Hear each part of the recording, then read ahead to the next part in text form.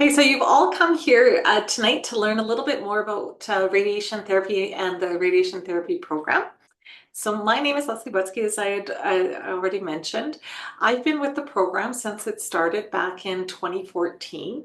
Um, it was brought here by the government of Alberta. Back then, decided that the profession of radiation therapy needed to be have an undergrad degree associated with it. Prior to that, it was a program within Alberta Health Services, and it did not have a degree. So I was able to, I was in the dean's office at the time that the program was being developed, and I had the good fortune of being able to come over and learn right from the very beginning. I'm not a radiation therapist, but I certainly have had lots of exposure and really enjoy being a part of the program.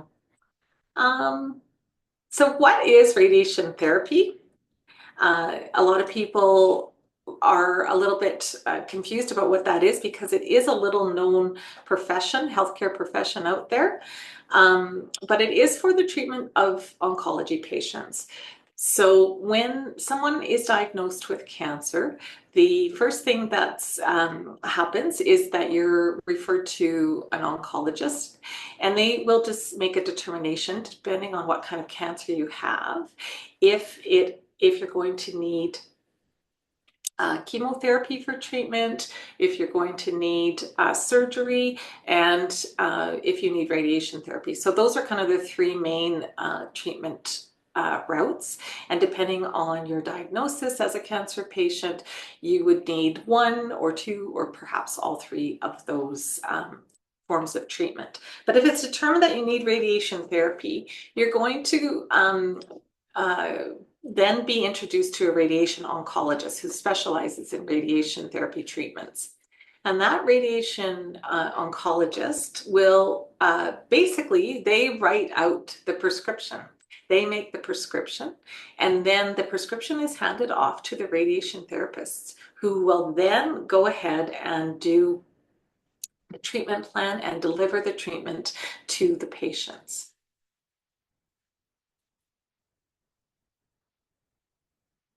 So, oh, did I skip a? I did. Okay. So here's some of the qualities of what a radiation therapist needs to have.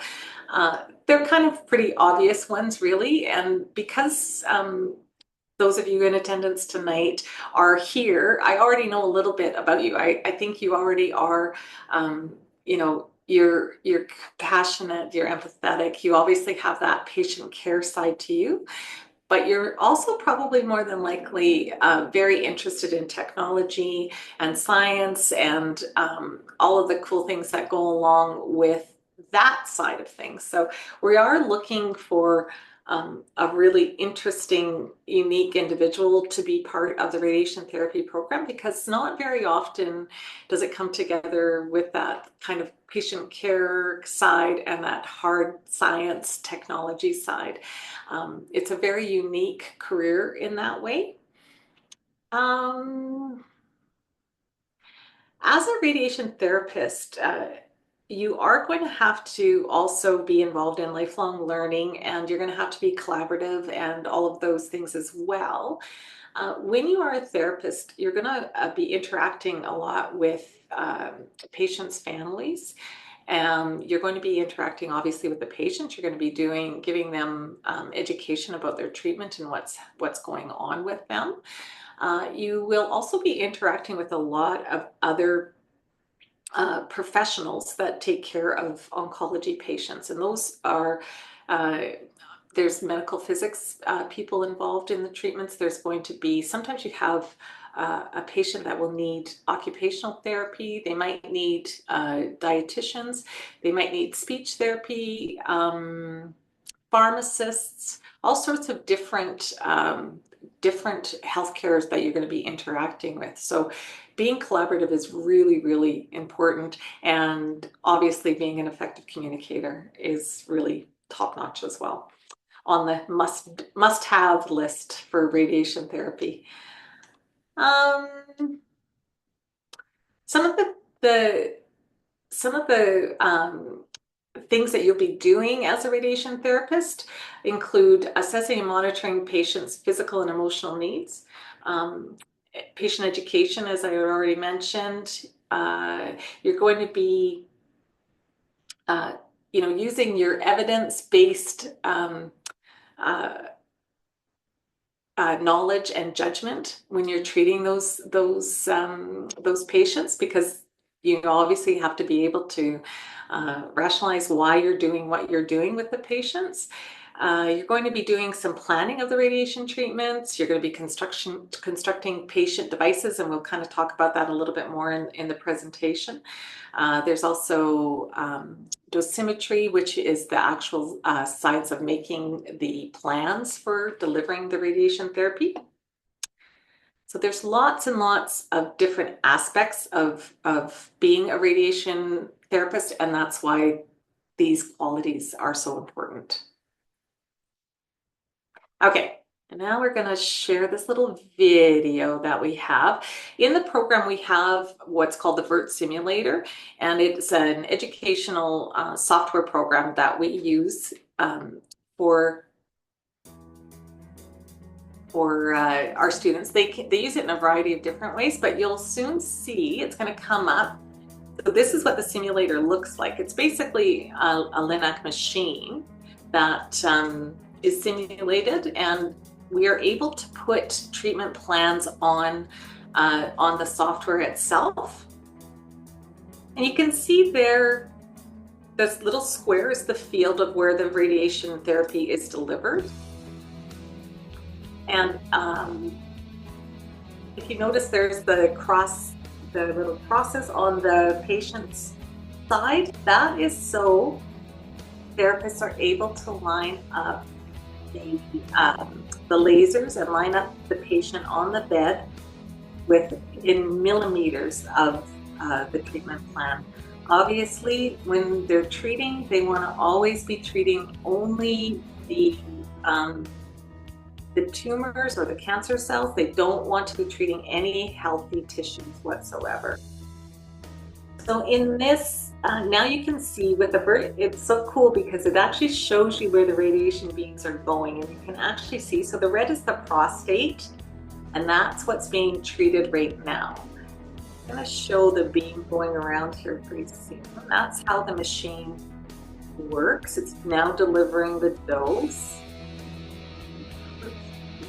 You can kind of see how the beam is modulating and changing there. And it's doing its very best to only hit that prostate and none of the spine and the rectum. This is showing you what the head of the LINAC looks like. So the very top, this part, actually has these, I call them lead fingers. When you're in the program, you're going to see, Leslie, that wasn't lead fingers. But anyways, they move in and out, and that's delivering the radiation. So it's only going to hit those cancer tumor areas and not any, well, obviously it's going to minimize the amount given to the healthy tissue. So it's kind of cool with the simulator. We can actually show you guys what's happening when you create those treatment plans and deliver them, what it actually is going to look like without, the risk of actually treating any patients. That's one of the technologies that we have in the program for you guys to learn with, and it kind of is a cool way to show you here if you've never really seen radiation therapy being done before. I'll just stop that and we'll move to our next one. So on top of the VERT, we also have a training suite over at the Cross Cancer Institute. We do have this video that I'm going to just bring up on YouTube so I can actually share. Did that work? Can you guys actually see? Shayla, can you tell me, can you actually see it? Yeah, okay, cool. I'm going to put it on full screen and I will play this video. This is two of our instructors in the program. And they're going to kind of go through, it's pretty quick, but it shows a little bit of what it's like to actually have a patient come in, get them on the treatment table. Trina, Nice to meet you. Welcome. you ready to go for Be the your next patient? patient. Right. Don't meet the patient. And you'll notice that there's always at least two. You're always going to work in a team. It's part of the quality assurance, but it's also it's good to just know that you're part of the team environment, making sure that the patients are comfortable, making sure that you check, double check. There's that treatment field that's on step. Get them all set up here. Line them up. These are kind of cool videos that you can access through our website, and they're interactive, so you can see up on the here. There's the screens that have the treatment plan. This is they're using a mobilization device. The patient is actually a standardized patient, which is a patient actor. It's acting that they have a head and neck cancer. So those mobilization devices help them stay still for their treatment, because as you can imagine, the anatomy that's in the head and neck is very, very tiny. So it's really, really important that our patients can really still during the treatment. So once they got the patient all lined up, then they're going to come out, and you're going to be making sure that it's safe to treat. They're doing some images here from the last time that the was in. There's no big differences. If there is differences, they can halt the radiation therapy. Very important. Okay. Not treat. It's always their decision. I'll let you know as things come up. And All then right, excellent. And one more thing, I just want to remind you that if you do need, we have a nutritionist that you can see. We have her on standby. We just have to send the referral over. And if you ever want to talk about ways to nutrition, get better nutrition, just let us know. All right? Great. All right. Thank you. Have a wonderful day, sir. It was nice to meet you. Thank you, Jen. I'm going to clean up the room, okay? Trina, it was nice to meet you. Have a wonderful day. Thanks. So that's kind of a quick little overview of what a patient treatment is like.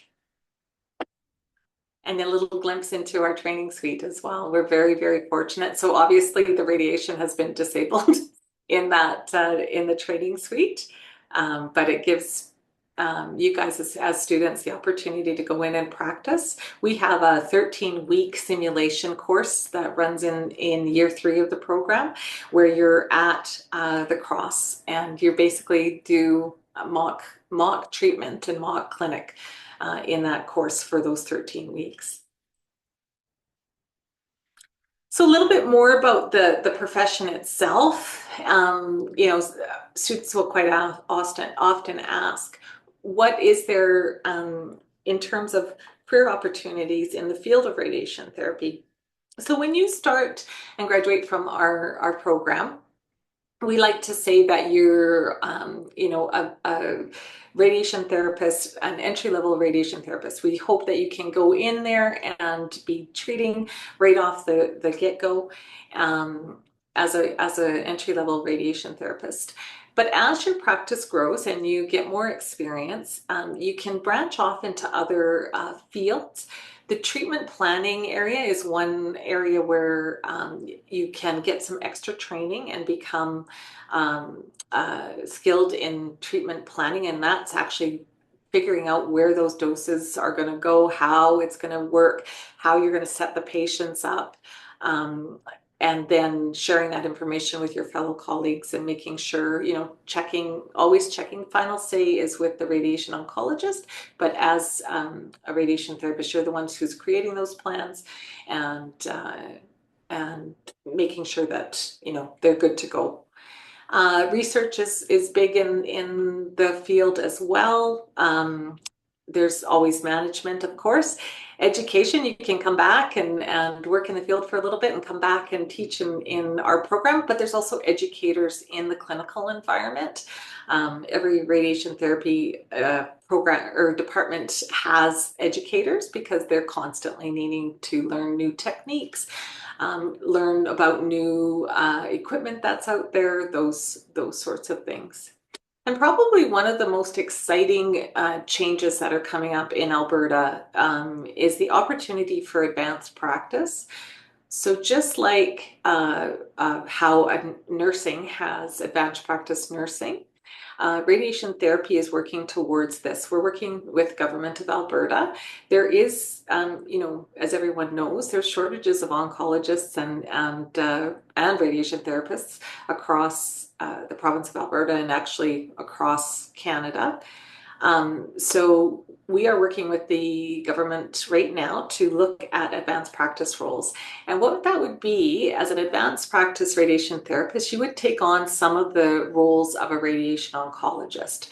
So you would be taking on more of the straightforward cases that a radiation oncologist might deal with. And you would be actually prescribing the radiation, you would be prescribing some of the medications, that sort of thing. In those more, I don't like the word routine cases, because I don't think any cancer patient has a routine case, but it would be the more commonly seen types of cancer where you would be able to do. So that's a very exciting possibility for future career options. And where do we practice radiation therapy in the province of Alberta? So there's currently 5 centers in Alberta that have radiation therapy machinery in them. So Grande Prairie Cancer Center is our most northern site. We currently do not send students to Grande Prairie. It's a relatively new site that's just opened, and they are just getting their feet wet underneath them. So they would like for us to send students, and I think that as soon as we possibly can, because it's always good to have students in an environment. It really bolsters learning for the therapists and learns. So they would really like us to send students up there. So we're trying to figure out how we can make that happen. The Cross Cancer Institute here in Edmonton, and that's where we have our training suite.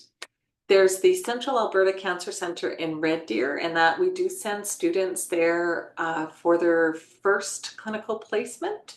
We did a pilot project this past year where we had students attend Red Deer for their first part of their year long. They're in year 4, you have is all clinical placements. So we did a test pilot to see how it would go, and it went really well. We aren't able to quite assess if we're going to be able to continue with that, because those students need to then go on and graduate, and we will make an assessment about how they did overall. But there is a chance that we will be sending students to possibly Red Deer and possibly Jack Addy and Lethbridge as well for rotations. The reason why we're doing that is we want to increase our numbers. We currently are capped at 15 students, and that's partially because of our clinical placement spots. We don't want students to have to be on treatment units, like doubled up on treatment units. That's not an ideal learning situation for you guys. So we're trying to think of ways that we could do some rotations with clinical placements, that everyone could still get the full repertoire of competencies that you need. And to do that, you will have to spend some time in both either Calgary or Edmonton, because the smaller sites do not treat all cancer tumor groups, and you have to have exposure to all tumor groups before we can say that you're competent to become an entry-level radiation therapist. And I forgot about the Arthur J.E. Child Comprehensive Cancer Center in Calgary. If you have not or had an opportunity to go down there and see that beautiful building, you really should. It is impressive. It just opened this past, I believe it was November when our students moved in, October or November of last fall. And it has the top of the line, everything, including they are going to be operating, I believe, 2 MR Linacs, which is sort of the latest and the greatest when it comes to technology and machinery. So MR is actually built in to the Linacs. So the ability to watch real time with the MR and actually treat real time is coming down the pipeline here in Alberta. Once they get settled into their new surroundings there at the Arthur J. Child. So for as far as I'll try to re-clarify that. For our placements, we currently have them at the Cross Cancer Institute, the Central Alberta Cancer Centre in Red Deer, the Arthur Child in Calgary, and the Jack Addy, and hopefully soon in Grand Prairie. Okay, so we're here tonight to talk about pathways. So I did start this off with high school because I'm not exactly sure of who all our audience is tonight, but we'll start off with high school. So if you are a high school current student, we encourage students to get all of their sciences. So that is your biology, your chemistry, your math, your physics.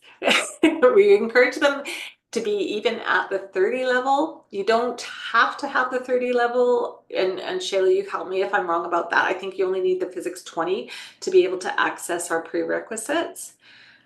But I think we encourage students to, if you can, to get your 30 level, because it'll just make, I think, the physics component that much easier once you get into university. So basically you get that, you graduate from high school, you apply to a post-secondary institution. We always say we hope it's U of A, but it doesn't have to be U of A.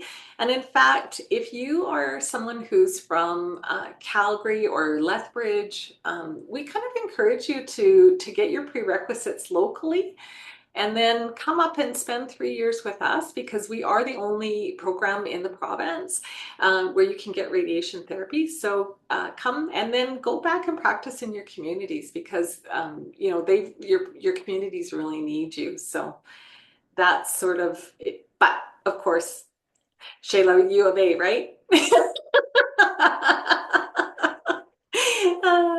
And then once you're a university student, so you can apply to the Faculty of Science. You can apply to a lot of different faculties here at the U of A and still be able to access our prerequisite courses. So you work towards getting those prerequisite courses, and we'll get into that on my next slide. And then while you're in the process of completing those, you would apply to our program. And of course, down here, we've got a little bit more about kind of what we're looking for when we think about our students and our application process. When we're looking at the MMI process, part of what we're looking for is people who are really able to exhibit to us that they have all of these attributes. So something to keep in mind. Okay, so now we're getting down to the nitty-gritty of applying. So we ask for 30 credits worth of prerequisite work before you come into the program. All of these prerequisites are actually curriculum that we then build our curriculum off of. So they're pretty normal first year courses. We are asking that students also complete either the Native Studies 201 or the Coursera Indigenous Canada certificate. This component is not included in your prerequisite GPA. We just ask that you have this because all of our Indigenous curriculum within the program has started with the basis of the NS 201 or the Indigenous Canada. So we just need proof that you have completed that, but it's not included in your GPA. And that's for our U of A people. And then, of course, we accept transfer students from all over the province and all over Canada. So it would be, these are the requirements that we would need. We are having some upcoming changes. We're hoping that we're putting through some calendar changes. We need to bring in more curriculum around the MR education into the program. So we are looking for intake in fall of 2026 to also include the Physiology 210 in our prerequisites. So we're really encouraging students. We call it a recommended course right now. The Physiology 210 is currently in year 2 of our program. So even if you do take it and we haven't made that calendar change, it just means that year 2 is a little bit lighter for you. You don't have to take the Physiology 210. But I'm pretty sure we're working hard to get that calendar changed through because we need them. The profession is asking us, they want students to come out currently to operate one of those MR Linacs. You need an enhanced practice license, and the profession is asking us basically to have students come out so that they already have that enhanced practice license. So that means we need more space in the program to educate you guys about everything you need to know for MR. So that's where the prerequisites are. You're going to be completing those prerequisites. They don't have to be all done, but they do need to be completed the winter term prior to the fall intake that you're wanting to join the program. So if you're in the process of completing them, and they will be done by that winter term, you can go ahead and apply. And applications, well, obviously they're open right now for the program. They'll close March 15th for the 2025 intake. And then they'll open again in October for the 2026 intake.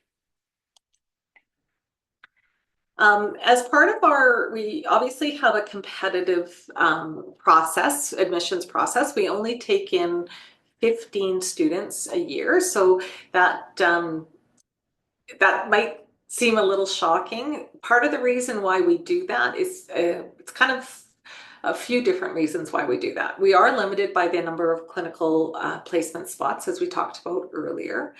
And we're also, the career itself is not huge, the career field.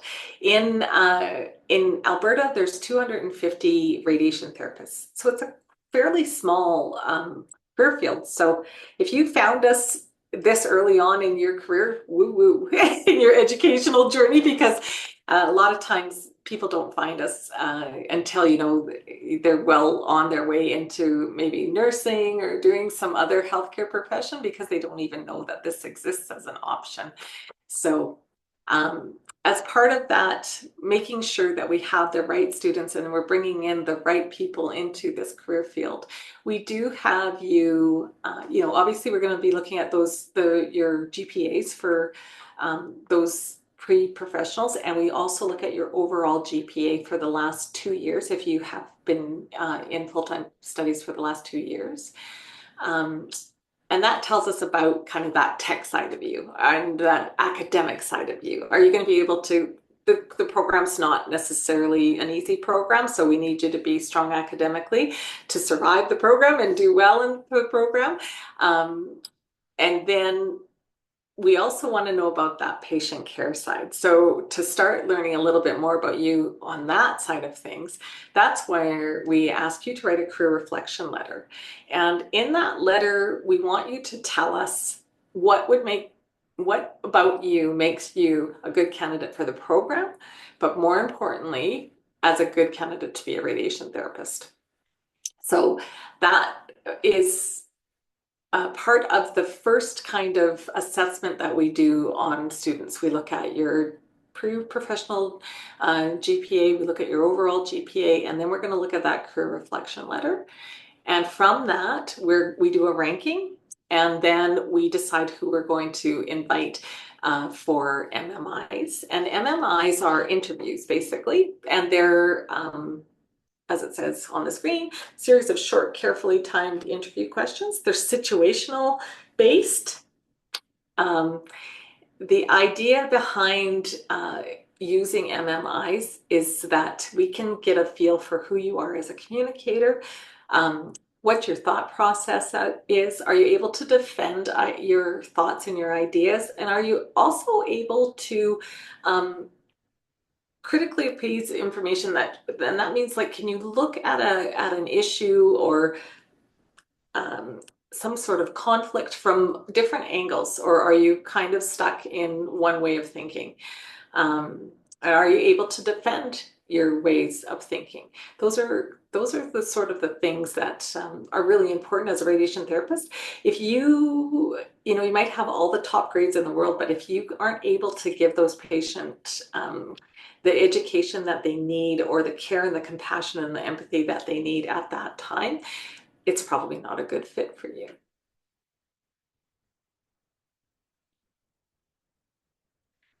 So that's pretty much everything that I have. You're going to go to that apply button when you're ready to apply, and you'll find us under the professional programs. It can be a little bit tricky to find us, but that's where you need to guide yourself.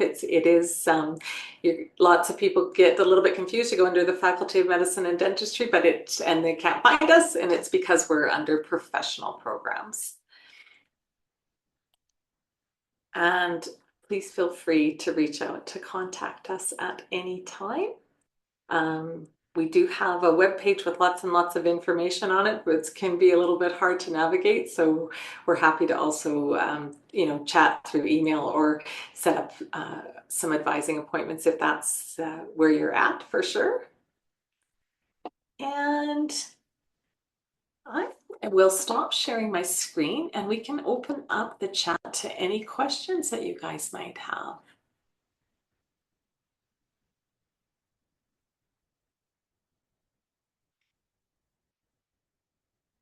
Thank you all for listening to me, and I hope that made sense. If there's any questions, I'm happy to answer. Do you have access to the chat, I'm wondering?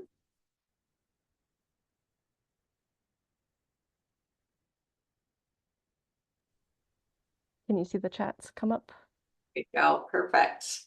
Okay, so first question is there a preference to Alberta residents?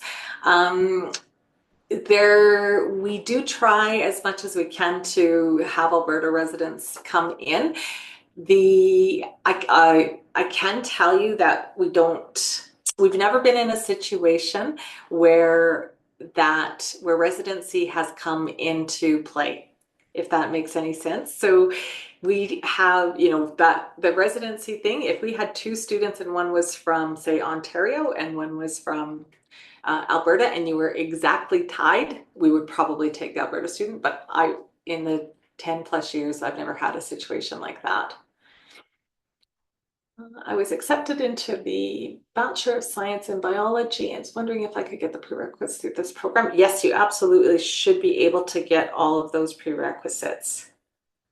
I think anything in science, right, Shayla? Yeah, we generally, that's what I've been recommending. It's just, I find in the Bachelor of Science, it's just, you take a lot of these courses already, so it's just easier for you to plan out, for sure. Absolutely.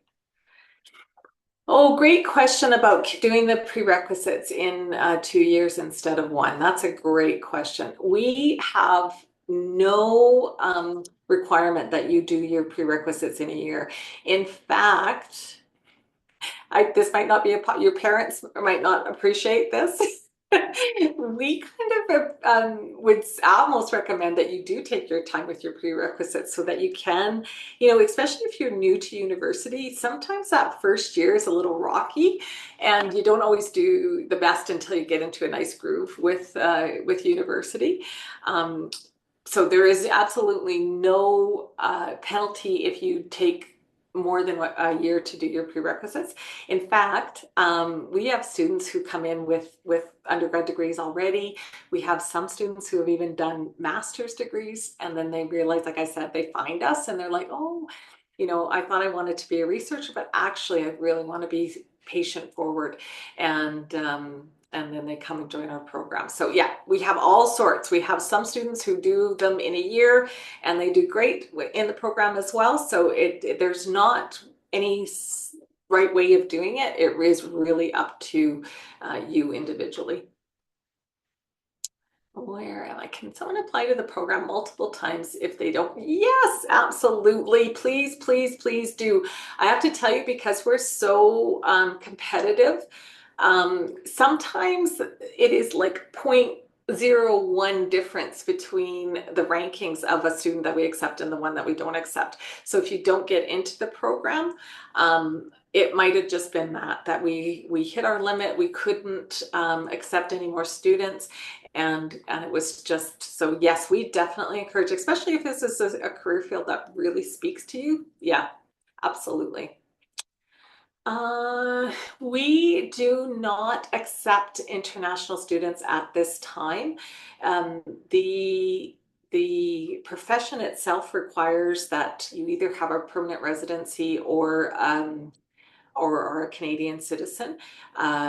In order to, it's to do with the radiation regulations and working with radiation. So we're not able to accept international students at this time.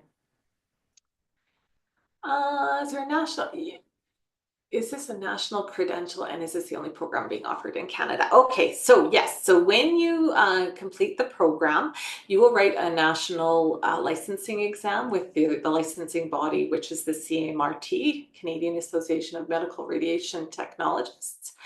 And that is where you'll be licensed through.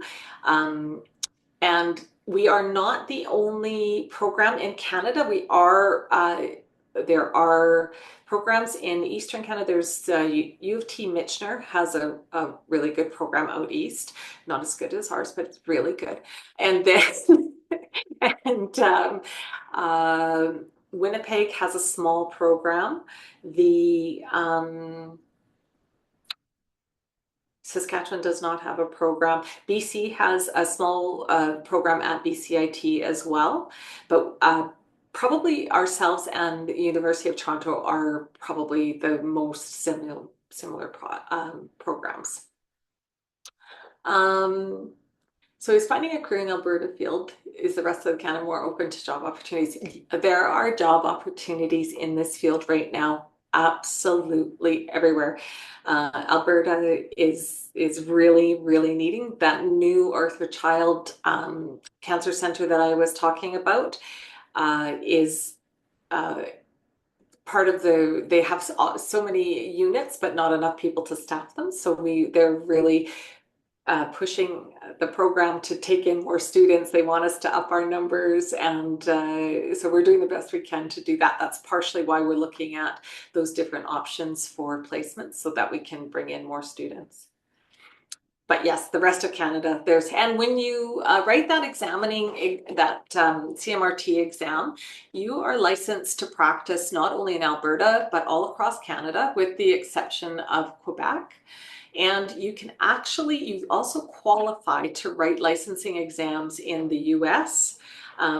You can also, you qualify for the UK, Australia, New Zealand. It's a very recognized license to have, the Canadian one. So you will be well suited to work wherever you want. And there are internationally the need for therapists. I have people calling from the States asking to be in touch with our students.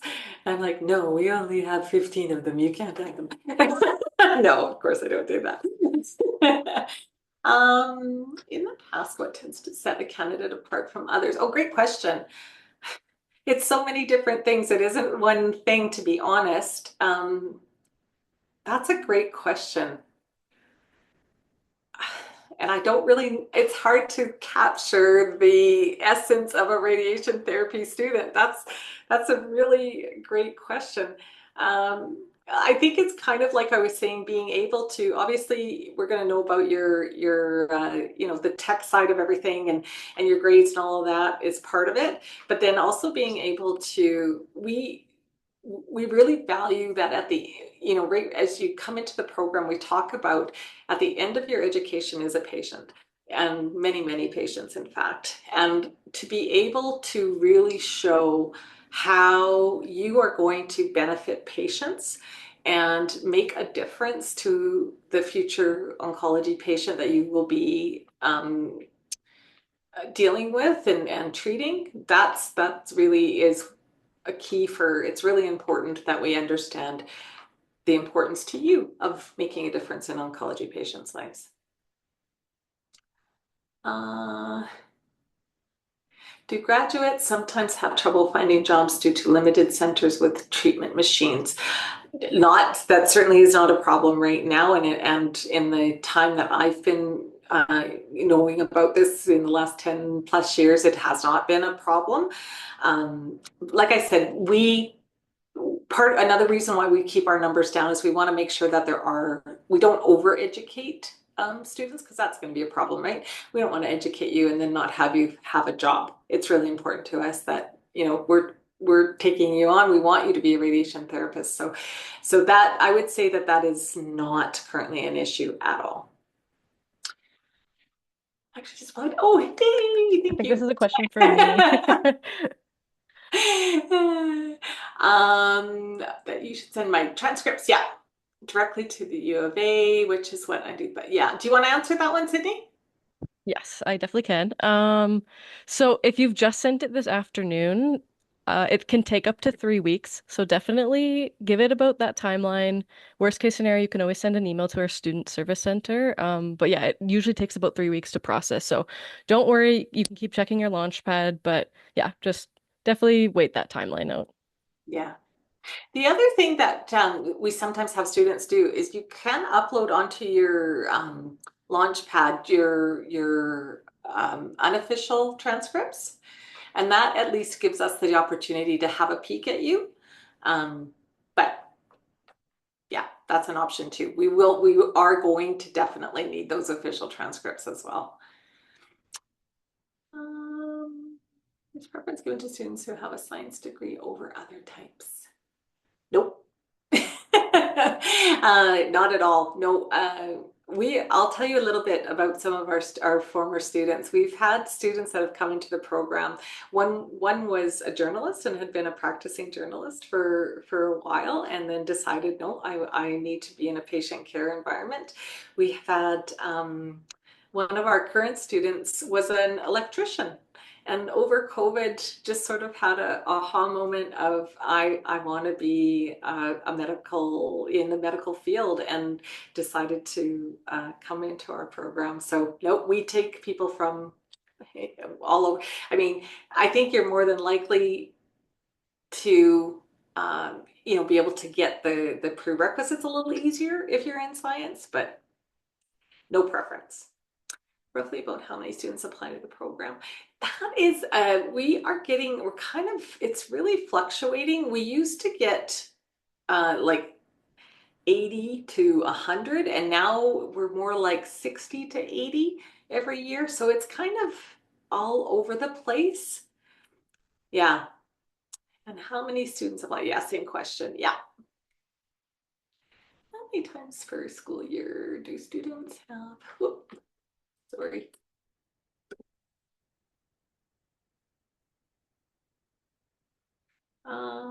To move to the different centers, great question about the clinical placements. Clinical placements is a big thing because you are having to move. So in our program, we have 3 different clinical placements.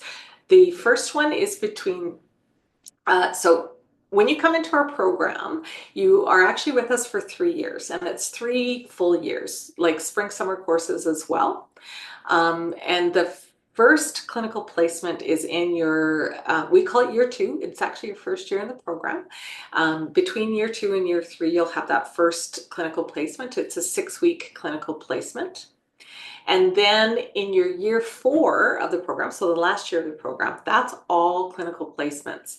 And currently we only do those at the Cross in Edmonton here, or in Calgary at the new Arthur Child.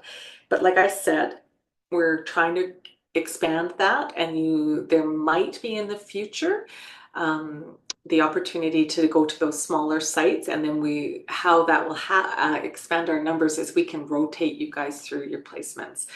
There's nothing, and that would require calendar changes. So those kinds of things take time to implement. But yeah, so it's basically that one, you have a 5-week placement, or sorry, 6-week placement in between year 2 and 3, and then your whole entire year 4, so 8 months, will be in placements as well.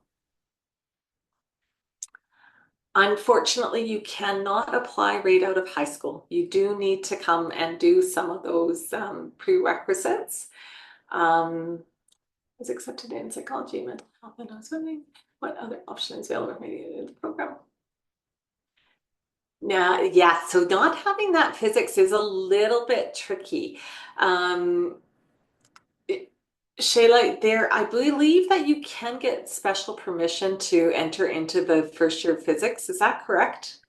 You might be able to. If you did take Physics 20, I did just double check. You can take, if you have Physics 20 and Math 30-1, you can enroll into Physics 124.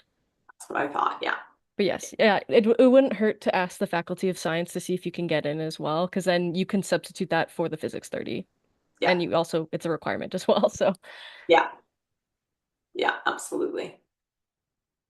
Salary ranges. Great question. It's pretty good. Starting range is about 85,000 here in Alberta, so not too bad as a starting, and then it just goes up. And because there's shortages across Canada, we're hearing other provinces are upping their starting wages, which there's always a trickle down of that always makes wages go up elsewhere as well.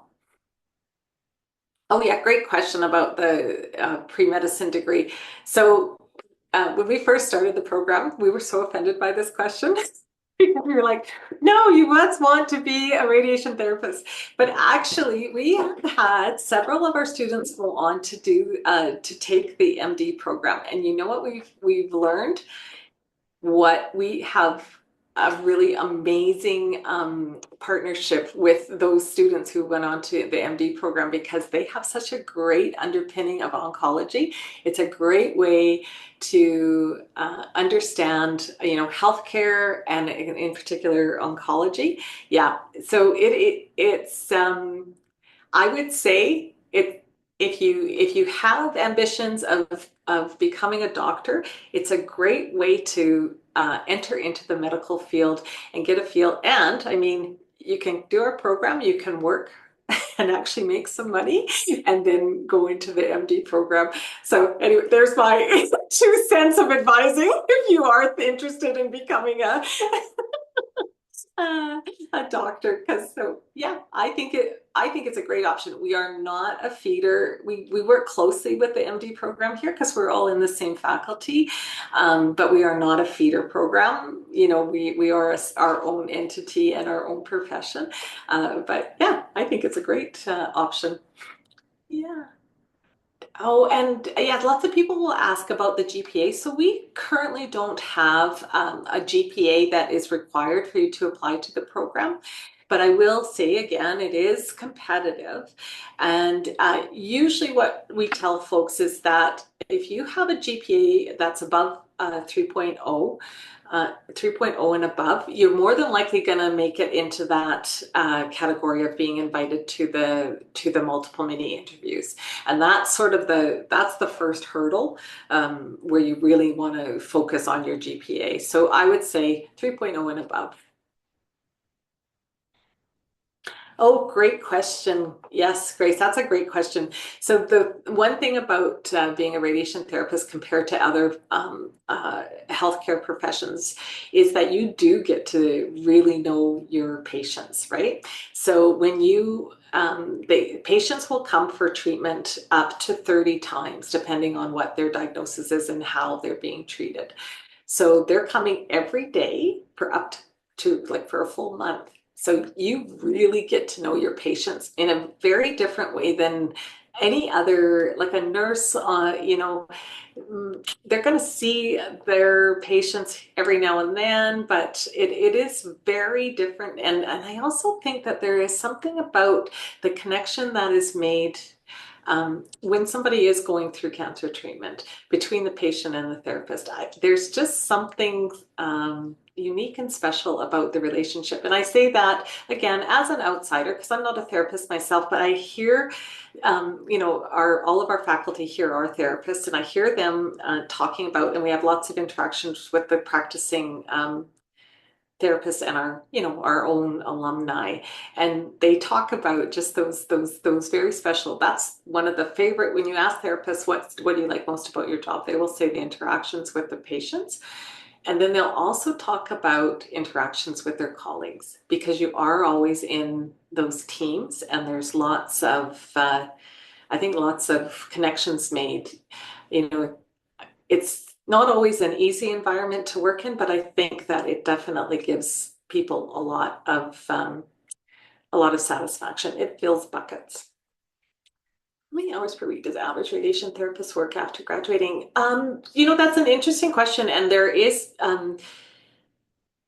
there are different like job categories. So you can work casually, where you wouldn't have to work full time if that wasn't what you wanted to do. It kind of depends on how much you would want to work. We have students who are working a little bit and then traveling, but we also have students that are in full-time positions. So it's kind of up to you, that one. CMRT exam at the end of the program. What is that? So it's a national exam that all radiation therapists have to pass in order to be practicing radiation therapists. In our program, our competencies within the program are based on a national competency profile, and the exam that you would write is also based on that national competency profile. So in the program, we are basically preparing you to write that exam. So it is something that the hope is, once you graduate the program, program finishes at the end of April. It's usually mid-May when you're writing that CMRT exam. And well, we've had pretty much 100%. We've had two failures, I believe, in the 10 plus years that I've been. So we almost have 100% success rate with the CMRT exam. You should be well prepared. Great questions, you guys. Thank you so much. How are we doing? Oh, we're almost at 6 o'clock. We got 4 minutes if anyone else has any other questions. If there's anything else, exactly. Great questions, though. Thank you guys so much.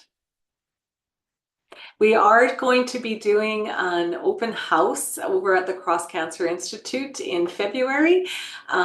If you are on our prospective student list, you'll get an email about that. If not, reach out to that radith@ualberta.ca email, and we will make sure to include you in the mail out for that event.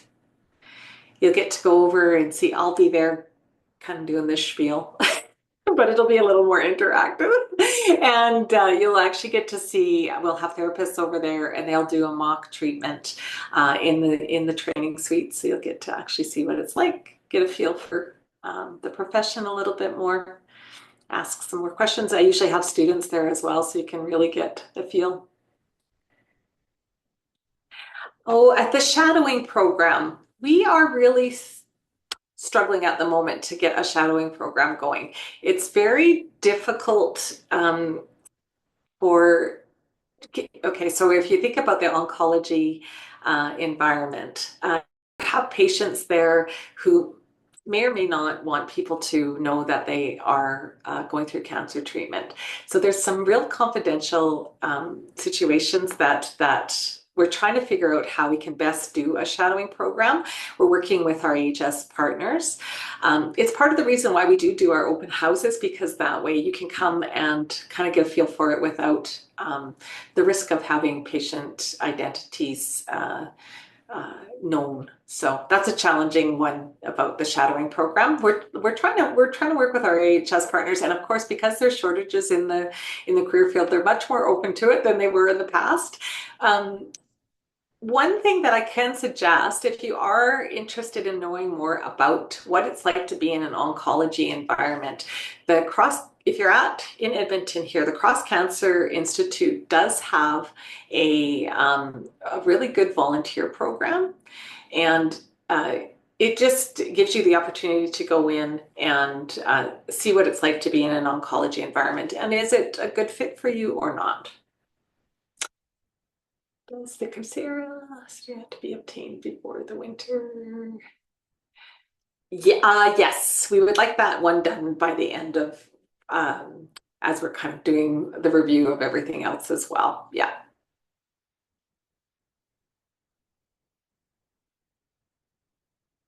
Excellent. You got that one about the technical, Shayla? Yay. Yes, Okay. yeah, I'll just say this for everybody. This will be recorded and it'll be on our on-demand website, so you can access this later on if you want to look at any other parts of the video. Awesome. Excellent. Okay. I think we're there. Thank you guys so much. Thank you, Shayla. Thank you. Yeah, feel free to reach out anytime. Perfect. Everyone, have a great night. Yeah, you guys too. Good night. Take care. You're so welcome.